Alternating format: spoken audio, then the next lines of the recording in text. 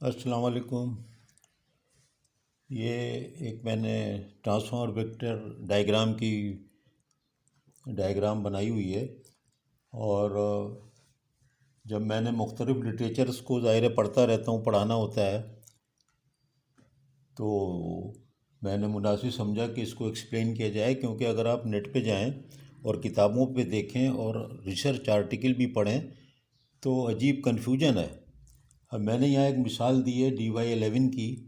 तो किसी में लिटरेचर में आप नेट पे जाके अभी भी देख लीजिएगा, यानी अथेंटिक साइट्स पे, तो कहीं पर आपको DY11 में ये मिलेगा कि 30 डिग्री सेकेंडरी लीड कर रहा है, कहीं पर मिलेगा 30 डिग्री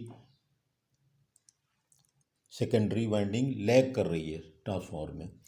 तो मैंने मुनासिब समझा कि इसको ज़रा कन्फ्यूजन को एक्सप्लेन किया जाए, क्योंकि ये अजीब सी बात मुझे भी लगी कि किसी किताब में लिखा है और किसी लिटरेचर में लिखा है कि ये DY11 जो है वो 30 डिग्री सेकेंडरी लीड करता है, कहीं लिखा है 30 डिग्री लैग करता है।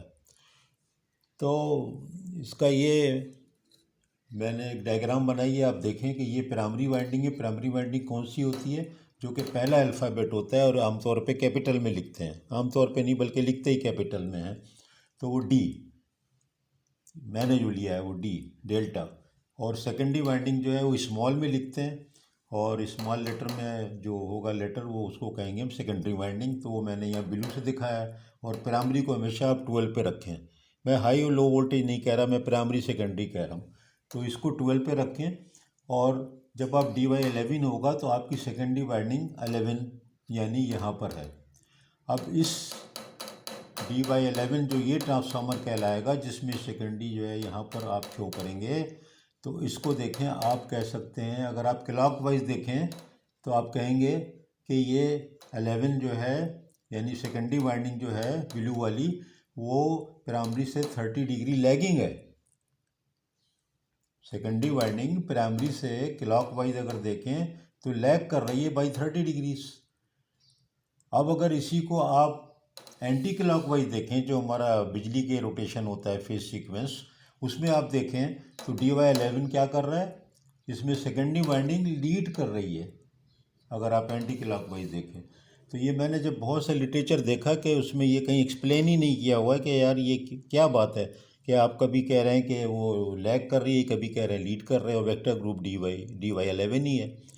तो फिर मैंने मुनासिब समझा कि यहाँ पर एक डायग्राम बना के समझाया जाए। इसी तरह DY1 को देखें कि अगर क्लॉक वाइज कहें तो DY1 की जो सेकेंडरी वाइंडिंग है वो लीड कर रहा है वोल्टेज, और अगर एंटी क्लॉक वाइज देखें तो DY1 में सेकेंडरी वाइंडिंग जो है वो लैग कर रही है।